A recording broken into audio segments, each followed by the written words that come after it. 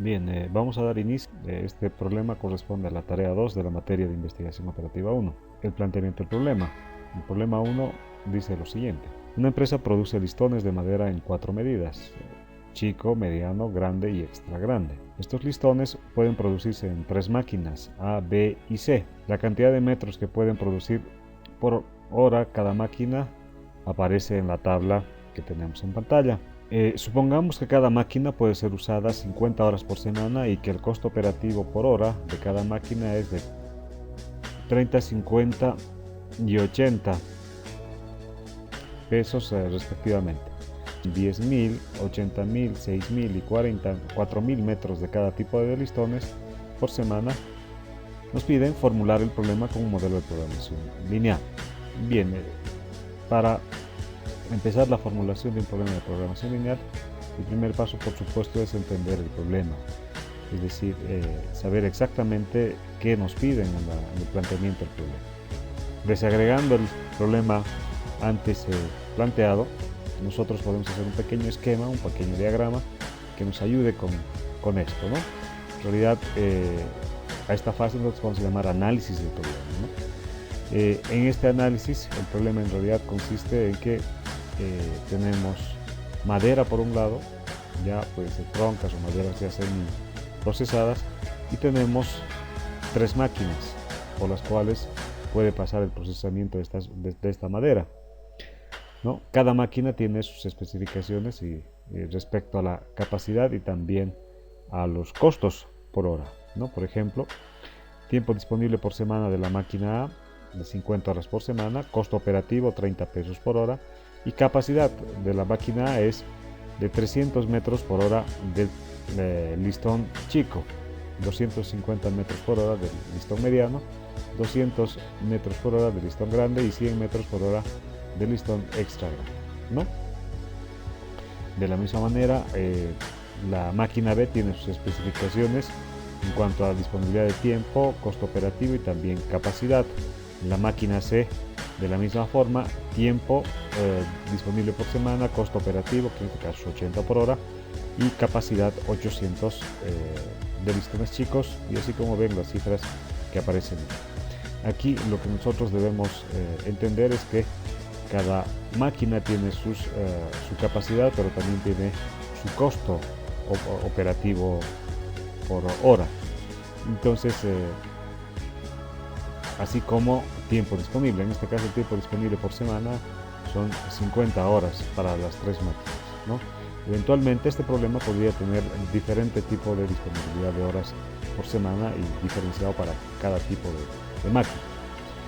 Bien, con los datos que tenemos en el problema, nosotros podemos ver que ya sea que estas troncas pasen por A, por B o por C, podemos obtener listones chicos, medianos, grandes o extra grandes, ¿no? Estos son los productos que nosotros podemos obtener de ese procesamiento. Pero por otro lado tenemos un requerimiento semanal, o si ustedes quieren, condiciones de mercado, donde efectivamente se nos piden, por ejemplo, del producto listón chico, 10.000 metros por semana. Del listón mediano, 80.000 metros, y del grande 6.000 metros, y del extra grande 4.000 metros. Entonces, este es el planteamiento del problema. El problema en realidad consiste en determinar cuál debe ser el programa de producción. Quiere decir, cuántas unidades debe producir la máquina A de cada tipo de listón, la máquina B de cada tipo de listón, la máquina C de cada tipo de listón, para lograr atender mínimamente el requerimiento semanal que tenemos de producción de listones de madera, ¿no? Entonces, este pequeño diagrama nos ayuda a nosotros a entender efectivamente en qué consiste el problema y cuáles serían, inclusive ya a este nivel, definir cuáles serían las variables de nuestro modelo. Antes de entrar a definir las variables, vamos a entrar a abordar un pequeño elemento dentro del proceso de formulación de problemas de programación lineal referidas a variables simples y a variables de entrada. Nosotros, para variables de simple entrada, debemos tener el problema ya el problema con, en este caso, entradas, ¿no es cierto? Podemos tener una entrada para varias otras entradas. Aquí, valga la redundancia, es importante señalarles que una entrada significa ya sea para el ingreso al proceso de producción o el procesamiento del ingreso de producción, y las salidas referidas a los productos, ¿ya? En algunos textos se van a encontrar aquí entrada y aquí salida, pero nosotros utilizamos entradas indistintamente, porque el proceso puede ser de izquierda a derecha o de derecha a izquierda. Por tanto, para nosotros puede ser entrada, una entrada en este caso, por ejemplo, podría ser una sola máquina y varios productos. En ese caso sí se utilizaría una variable de simple entrada. ¿Qué significa la variable de simple entrada? Solamente con un subíndice. También podría ocurrir que tengamos varias máquinas y un solo producto. En ese caso, igual requerimos utilizar en un modelo matemático una variable de simple entrada, ¿no? Por otro lado, nosotros nos vemos obligados a utilizar una variable de doble entrada cuando tenemos, como en este problema, varias máquinas y varios productos, ¿no? En este caso sí debemos utilizar las variables de doble entrada, donde I representará posiblemente a las máquinas y J posiblemente a los productos, o puede ser también al revés, ¿no? Pero el tema es de que debemos entender que las entradas, ya sea en el proceso o en el producto, deben ser varias para utilizar una variable de doble entrada.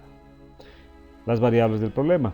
Aquí tenemos las fuentes o los destinos, puede ser también la entrada, o puede ser la entrada y salida, por si acaso, dependiendo del texto, esto puede venir de esa manera. Tenemos acá varias máquinas, máquina A, B y C, y tenemos varios productos que son tamaños chicos, medianos, grandes y extra grandes. Entonces, esta posibilidad de que, por ejemplo, la máquina A puede fabricar cualquiera de estos productos está dada en el problema. Por tanto, en esta situación tenemos varias fuentes o varias entradas del proceso de producción y varias salidas o destinos en el producto. En consecuencia, las variables del problema deben ser de doble entrada, ¿no? Es decir, debemos utilizar una variable del tipo X y J. Volvemos a la formulación del problema. Nosotros debemos inicialmente formular las variables. Para nosotros, en este problema, vistos el diagrama o el esquema y entendiendo perfectamente de qué trata el problema, definimos la variable X y J como el número de horas a producir del listón en la máquina J. Esto en horas, por favor, ¿no? Donde I sub 1 representa al listón chico, I sub 2 representa al listón mediano, I sub 3 representa al listón grande, e I sub 4 representa al listón extra grande, ¿no? J igual a 1, acá para nosotros la máquina A, J igual a 2 máquina B y J igual a 3 la máquina C. Entonces tendríamos definida nuestra variable de esta manera. Podríamos definir uno por uno, pero en este caso resulta relativamente largo hacer la definición variable por variable, por lo que hacemos una definición genérica como utilizando los subíndices I, J. La función objetivo. La función objetivo en nuestro problema, el costo operativo en este caso para la planta que vamos a producir debe ser el mínimo. Z debe representar el valor del costo operativo, pero el costo operativo, no se olviden, está referido por máquina. Por ejemplo, como he definido mi variable de esta manera, entonces este conjunto de variables sumadas de esta manera corresponde a la máquina, al revés. El subíndice I representa el tipo de listón y el subíndice J representa el tipo de máquina. En este caso, fíjense, los subíndices de estas variables, los subíndices J, de esta primera es 1, de esta segunda también es 1, de esta tercera es 1, y así sucesivamente. Quiere decir que estas son las cantidades de horas que debo trabajar en la máquina 1. En otras palabras, esta es la cantidad de horas que debo trabajar en la máquina 1 para el listón 1. Esta es la cantidad de horas que debo trabajar para producir el listón mediano en la máquina 1, el listón grande en la máquina 1 y el listón extra grande en la máquina 1. En realidad, la suma de esto o el total de horas que debo trabajar en la máquina 1. ¿Cuál es el costo de trabajar en la máquina 1? es 30 por hora. Entonces hago el producto 30 por la suma, me da el costo operativo de la máquina A. De la misma manera, aquí está el costo operativo total de la máquina B y aquí está el costo operativo de la máquina C. Señores, es importante mencionar a ustedes esta función objetivo, ¿no es cierto? Para nosotros no es más que el valor de Z. Z representa el valor del costo operativo total del proceso de producción o de producción de listones de madera en los tamaños antes señalados, ¿no? Y por supuesto que el objetivo es minimizar este costo. Las restricciones funcionales del problema. Tenemos restricción de disponibilidad de horas por máquina semana y también las restricciones de requerimiento semanal de productos. En este caso vamos a empezar con el requerimiento semanal de productos. No se olviden, tenemos un requerimiento de 10.000 metros de listones chicos, 80.000 metros de listones medianos y 6.000 metros de listones grandes y 4.000 metros de listones extra grandes. Entonces, en cada máquina yo tengo la opción de producir listones extra grandes, medianos, chicos, grandes. Entonces, tengo la posibilidad de producir. Voy a agrupar la cantidad de horas que voy a trabajar en cada máquina para cada tipo de listón. Por ejemplo, acá la primera función al lado izquierdo representa la cantidad de listones que voy a producir del tamaño chico en la máquina A.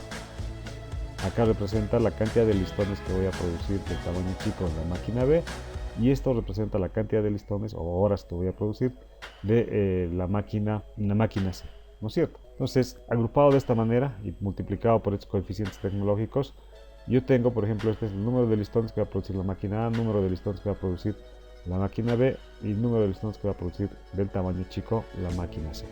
De la misma manera para los listones medianos, por supuesto que también se procede así mismo para los listones de tipo grande, también para los listones de tipo extra grande, ¿no?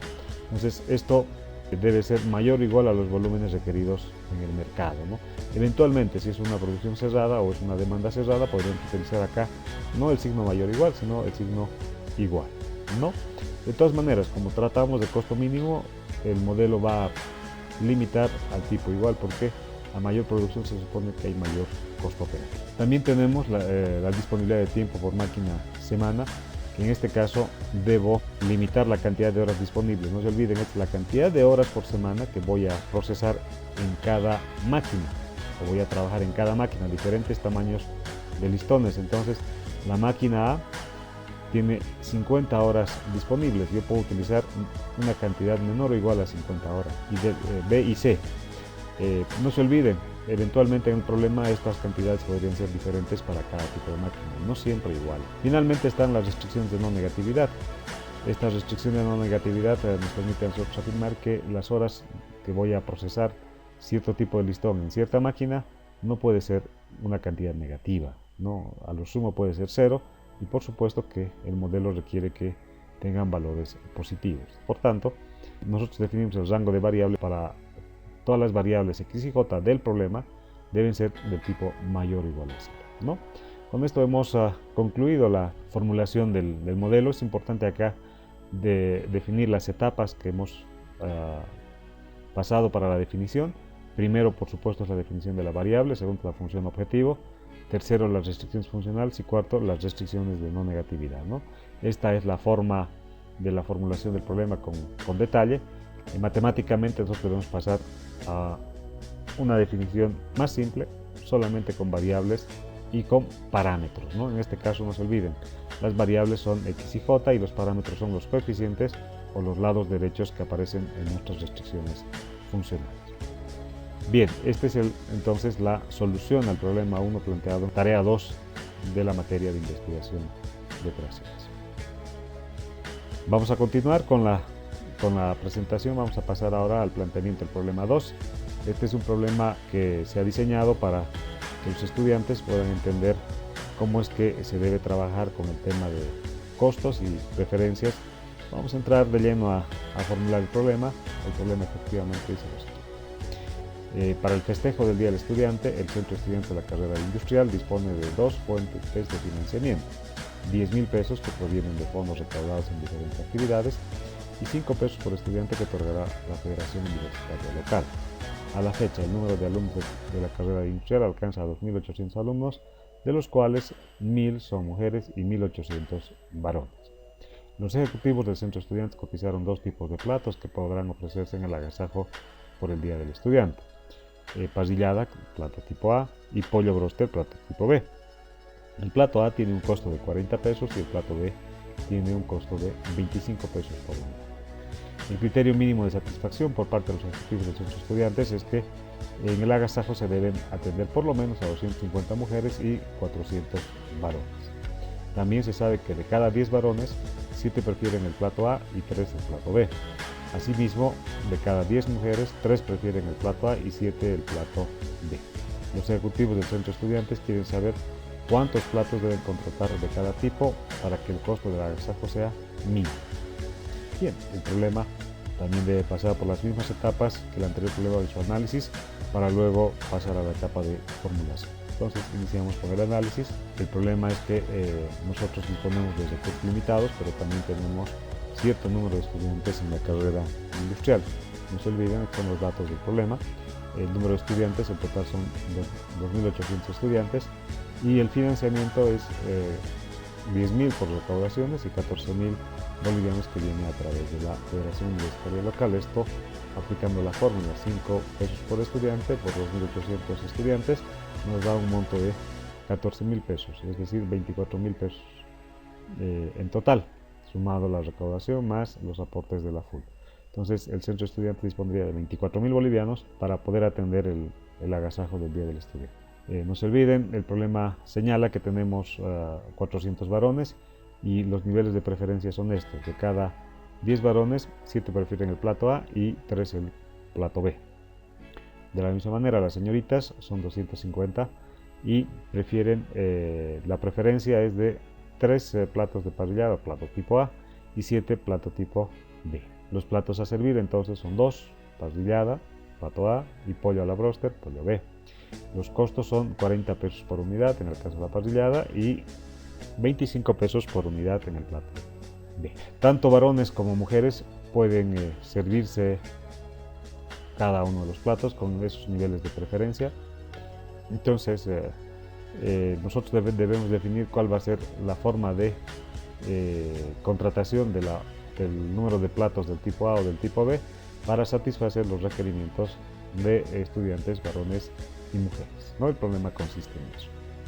Entonces, ¿cuál va a ser nuestra variable? Nuestra variable va a ser número de platos de cada tipo que vamos a contratar, y el problema consiste en minimizar el costo del agasajo. Quiere decir, debo tener un valor mínimo. Entonces, hago el análisis del tipo de variable que debo utilizar para mi problema. No se olviden, asignación a estudiantes.